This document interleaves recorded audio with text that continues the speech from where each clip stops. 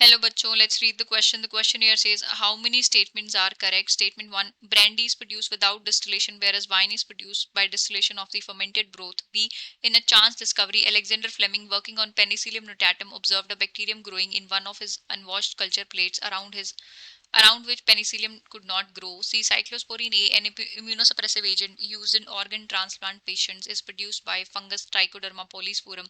D. Treatment of wastewater is done by the heterotrophic microbes which are not present naturally in the sewage but synthetically added. Select the correct option 1, 1, 2, 2, 3, 3, 4, 4. So for this question our key concept would be, हमारा key concept होगा regarding the use of microbes in different human welfare activities. Different human welfare activities. So यहाँ पे हम चारों statements को analyse करते हैं। पहले सबसे पहले हमें गिवन है रिगार्डिंग दी एल्कोहलिक बेवरेजेस। सो एल्कोहलिक बेवरेजेस को बनाया जाता है फर्मेंटेशन की प्रोसेस से यूजिंग अ यीस्ट, एंड इसके अंदर यीस्ट यूज होती है Saccharomyces cerevisiae, Saccharomyces cerevisiae. And depending on the type of beverage, इसके अंदर जो है कुछ बेवरेज बनाई जाती है डिस्टिलेशन के साथ एंड कुछ बनती है without the distillation of fermented broth. So distillation distillation of fermented broth से बनती है whisky, brandy and rum, brandy and rum. And without distillation बनती हैं, विदाउट डिस्टिलेशन बनती हैं आपकी बियर एंड वाइन। तो पहली स्टेटमेंट में गिवन है brandy is produce without distillation, नहीं, ब्रांडी को डिस्टिलेशन से बनाते हैं, while wine is produce by distillation, wine जो है विदाउट डिस्टिलेशन बनती है। तो यहाँ पे जो है ऑपोजिट गिवन है, तो ये स्टेटमेंट हमारी रॉन्ग हो जाएगी। उसके बाद बात की गई है एंटीबायोटिक्स की। एंटीबायोटिक्स क्या होते हैं? These are certain chemicals which are released by microbes and which are against the life of other microbes, means which may kill or retard the growth of other disease causing microbes, उनको बोला जाता है antibiotics. सो सबसे पहली जो antibiotic थी that was your penicillium, that was discovered by Alexander Fleming. Alexander Fleming ने उसको डिस्कवर किया था। एंड हाउ कम, कैसे डिस्कवरी हुई? Alexander Fleming was working with in bacteria streptococcus, वो स्ट्रेप्टोकोकस के साथ काम कर रहे थे। एंड उनके एक्सपेरिमेंट में एक जो अनवॉश्ड कल्चर प्लेट थी, अनवॉश्ड कल्चर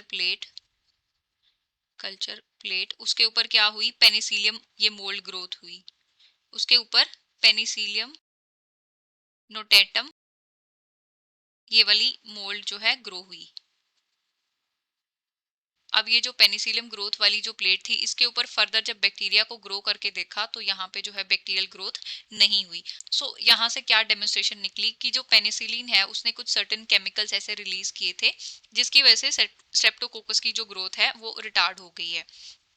तो ये जो थी एक चांस डिस्कवरी थी, it was a chance discovery.